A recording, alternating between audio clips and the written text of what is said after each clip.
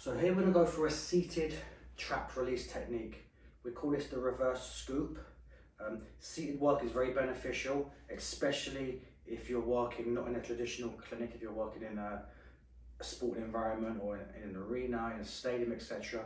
You might have access to tables. If you're working at events, seated work is great. This is a great technique for releasing the trap. I'll just turn this way a touch. So I'm going to use the bottom third or 2/3 of my arm, ulnar, and what I do, I take up the contact with my wrist, and that just allows me to take the slack out of the skin. So by the time I take the slack out, I'm about halfway down my arm, and the pressure is going down towards Kiki's back of her hip. So I'm not pushing down this way, I'm soaring across. So I stabilize her shoulder, I take out the slack of the skin, you can see, and I'm aiming my pressure down towards the opposite hip.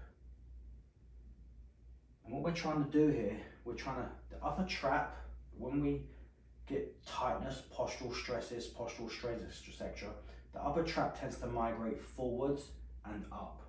So we're trying to peel it back and down. So Kiki, or most, they tend to migrate forward and up. So this trap becomes very tight in the front. So we're trying to hook the front anterior part of the trap and anchor it and take it backwards and down. So once we've done a couple of strokes like so, what I ask the client to do is, as I apply the pressure, look away slowly. So they're adding in some dynamic head rotation. She comes back, and take another chunk. Good, nice and slow. Then I'm going to ask her to look down towards her feet, straight down the middle. Head flexion. Good. And I can move as fast or slow as I wish. As a rule, slower is better. Relax. Look towards me. More. And then look away. Rotation. Yeah. Towards me. Just turn to the back so we can see from the back. So I'm aiming here and my pressure is down this way.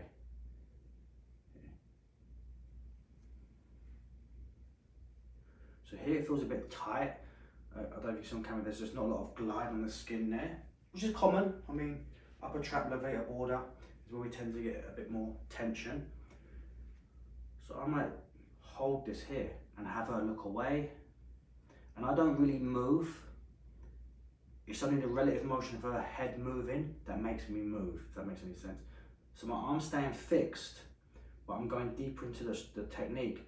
That's because her skin is pulling me off.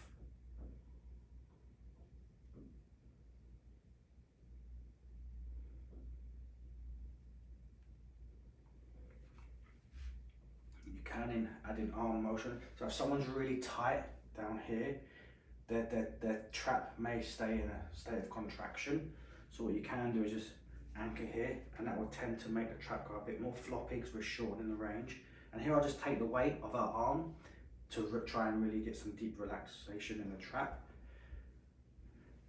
Same thing, she takes a deep breath in, I slightly traction the arm, and I aim towards her right glute, back of the glute. Yeah. So the arm just really slackens the trap. Look away.